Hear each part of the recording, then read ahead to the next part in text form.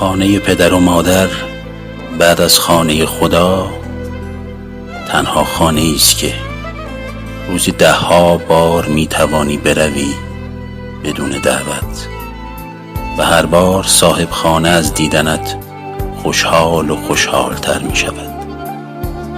خانه‌ای که برای رفتن نیازی به دعوت ندارد. خانه‌ای که حتی خودت می توانی کلید بیندازی و وارد شوی.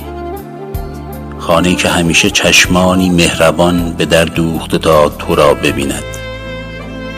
خانه‌ای که یادآور آرامش کودکانه توست.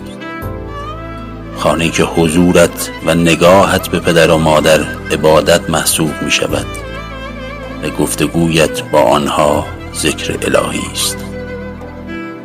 خانه‌ای که اگر نروی دل صاحب خانه می گیرد و غمگین می شود.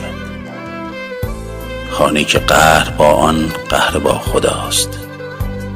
خانه‌ای که 2 شمع سوختن تا روشنی به ما بدهند و تا وقتی سوسو میزنند شادی و حیات در وجودت جریان دارد. خانه‌ای که سفره‌هایش خالص و بی‌ریاست.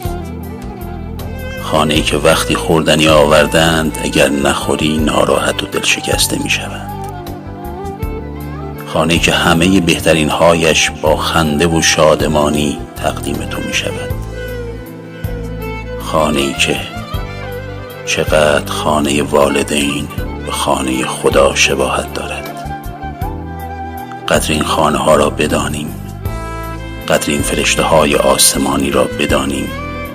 شاید خیلی زودتر از آن که فکر کنیم دیر می شود.